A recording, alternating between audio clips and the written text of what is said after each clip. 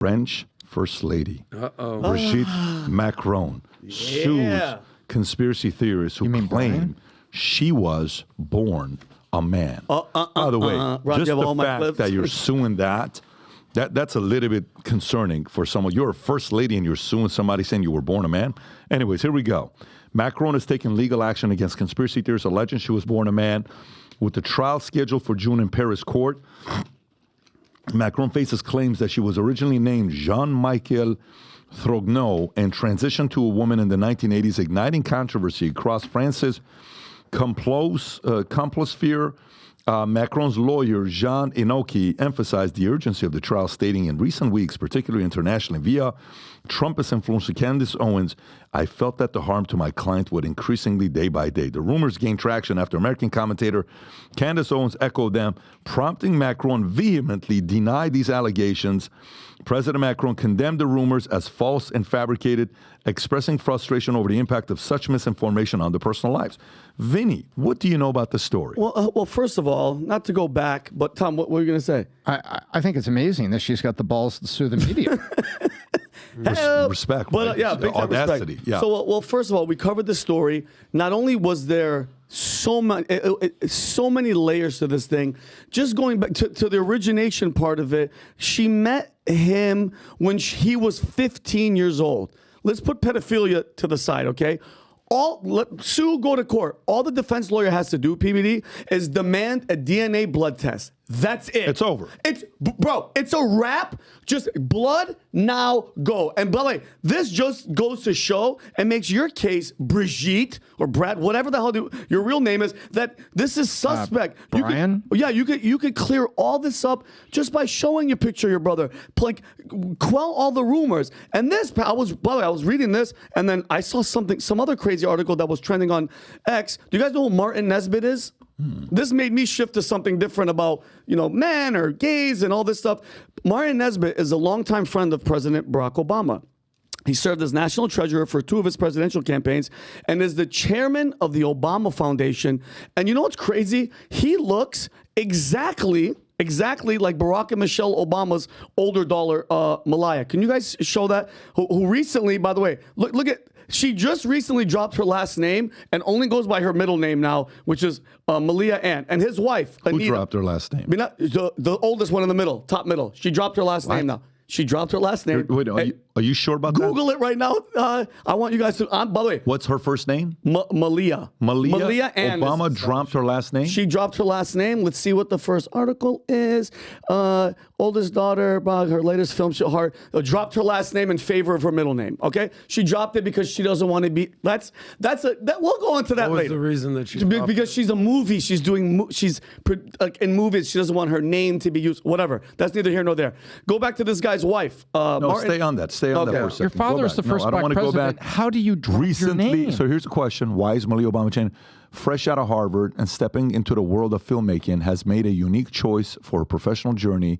She's opting to go by her new name, and the decision to step away from her well-known Obama family name indicates a deliberate effort to forge her own path, distinct from her parents. Yeah, weird. Wouldn't you Your parents are producers of movies now? Not only that, they were 2-term presidents, and for the left, Democrats called them the best president in a long time, Obama. That's their hero. You don't want that name, Obama? Isn't that weird? What does that say about the pride you have in your family lineage? If you're a Kennedy, imagine like John F. Kennedy's son says, I don't want to be a Kennedy. If you're a Bush, Bush's son says, I don't want to be a Bush. How is this not a bigger story than just happened 2 months ago? Tom, were you aware of this at all or no? I was not aware of this, and I think it speaks volumes. Okay, continue with your story. Okay, thank you. Yeah, and we'll go back to this. And then, I love you, Robbie. Keep this photo up. Now, his wife, Anita Blanchard, Martin Nesbitt's wife, she's a doctor, and she's credited for delivering both of Obama's babies. And she looks exactly like their youngest child, Sasha. Okay, and listen, all I'm saying is it's worth an explanation, okay? And you would think these people would distance themselves from this couple on top of the fact, let's just... That's the youngest daughter's on the bottom, and it looks like the lady to the left. That's his wife. And she's the one that delivered both of them. It's just weird. Doesn't look anything like Michelle. Doesn't look anything like Barack. Let's just keep going. And by the way, I had to keep going deep. And this, when we talked about maternity things earlier, PBD, there's no photos of Michelle Obama pregnant. That's very, very fishy. You just mentioned. Oh, you're going there. You and Jen had them. Well, I'm just saying. And then, by the way, I'm going to keep going backwards. Remember earlier this year, the story about Obama in college. He wrote to his ex-girlfriend, Alex McNear, where he said, and I quote, "In regard to homosexuality, I make love to men in my mind, in my imagination, on a daily basis." Okay? Another step back. Tucker Carlson interviewed Larry Sinclair. Remember, that imagination turned into reality because remember his testimony. He said Barack and him were running around Chicago back in the day doing crack cocaine in the back of a limo and making stops at the Comfort Inn to have sex. And Sinclair passed the lie detector test and he signed an affidavit. It's just very, very weird that all these things are happening. This story just came up on my feed 2 or 3 times, and they're talking about these guys. So going back to the, Brigitte, man, woman, whatever the case is, there's so many secrets and so many things happening. All you have to do to shut everybody up, have a DNA test, and stop all the rumors because they Tom, keep where are you at with this? Where's your over-under with the chances of, Rob, have you ran a poll yet or no? Run a poll to see who believes Brigitte Macron is a man, born a man. I'm actually curious. Just a yes or no. Can I guess the percentage? No, let them do it. Okay, write it down. Write it down. Write it down. I read the case by, while we're all writing this down, I read the case that Candace Owens made. She made a very logical, like a legal presentation, legal argument. I thought it was very logical. I thought it was very straightforward. I appreciated Candace for doing that. Certainly an intellect and certainly a researcher. And it certainly pointed me, after reading all that and then reading the kind of things that were out, not in the French tabloids, but other places where it's like, wow, this, do we have sitting in plain sight, this Tom, what do you think are the chances of this being true? Of the French, on the Macron, French couple? yes. Yeah, we got to keep them all straight. Actually, straight's the wrong word, but I would say it's about, I say 75% chance that she's a man and she's the school teacher and this was the thing that happened. And that's exactly where it's at right now. 75% she's a man. Oh, that's where I was at. 80%. Let's go, baby. Yeah. Look, the article says that Brigitte Macron is going to sue conspiracy theorists who claim she was born a man. So we'll see what happens with this lawsuit. A lot of people like to say, don't use that C word, use coincidence theories. So I'm a big coincidence theorist. Yep. Michelle's a man, Barack's gay. I didn't say she's a man, but how many Barack, rumors do you have to hear? Barack wasn't born in America. Cool. Guys, have fun. Have fun. Here's all I'll say. Candace, to our friend Candace, because she was mentioned in this article twice. I distinctly remember Candace saying, I'm going to put my entire career on the line to say that she's a man. So Candace, I genuinely, for your career, I hope you're right. But is there going to be some lawsuits pending? What is actually going to happen if it's proven that she's a woman? I'm just wondering what will happen. Candace will have a chance to respond. I'm sure, dude, I don't follow this story. Adam, but you know what's crazy? We connect, don't care. We connect dots. But Candace, we connect a lot of these obvious dots. I'm sure Candace will respond to this. Yeah. The only reason I mentioned Candace's name is because her name was mentioned twice in this article. You know what's the problem when you sue somebody? When you sue somebody. Yep. You know what's the one thing both sides can ask for? Discovery, baby. Discovery. And you know what the problem with the discovery is? Watch how quickly this will settle and fizzle out. They're doing this to make it seem like it's a big deal. It's going to go away in 6 months. What are the chances you think she was born? Yep. No, I don't know. I don't wake up in the morning. She's not in my top 100 concerns of my life, especially at this phase of my life. But the point is, it's entertaining and it's funny. What's funny about it is, think about one of the world leaders of one of the top countries in the world, the president, suing. That to me in itself is absolutely pathetic. Correct. That you have to just, if you're doing that, there's something there, Tom. Remember, once upon a time in America, we had a bunch of headlines. I'm going to go really fast so we can move on to the next story. And Ken Starr simply said, this subpoena asking for a blood test from the president is going to set all these headlines to rest. And he was right. Clinton gave the blood test. The unfortunate stain on the dress was his, and the headline stopped, and he got on TV and said, I really made bad choices, and closed up the matter. Because Discovery, Pat's right, Discovery has a weird way of shutting things down fast. There's facts and there's allegations, and right now we're talking about allegations, but let me speak a fact to you that I think is very weird. What? There's a 24-year age gap. That's the weirdest between part.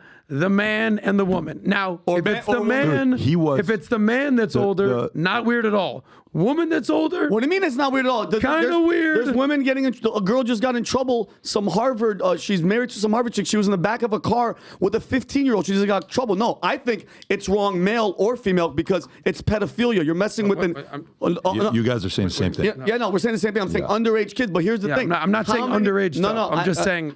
I'm saying, the time they were married, he was 30. Here's what I'm saying though. How many of these instances, of these coincidences, from Bill Clinton to the kid that they're saying, the kid from Arkansas, that's saying that he's his father that looks exactly like him, to Michelle, I'm not the man thing, just Barack Obama being gay, are none of them true? We're just out there and they're all BS. Thank God, with all these coincident theories, we have our friend Vinny Jones here on the podcast. Well, listen, I'm just saying the frogs are gay. I'm just saying the world. And Vinny knows the world everyone's a isn't, man. The world isn't as perfect as you think it is. Because guess what, Adam? There's evil, there's liars, and when they're in control of the social. By the way, who does that look like? Who does that kid look like? Take a wild freaking guess. Okay, I don't need to be a conspiracy theorist. Barack Obama? That looks exactly like him. And by the way, how many allegations?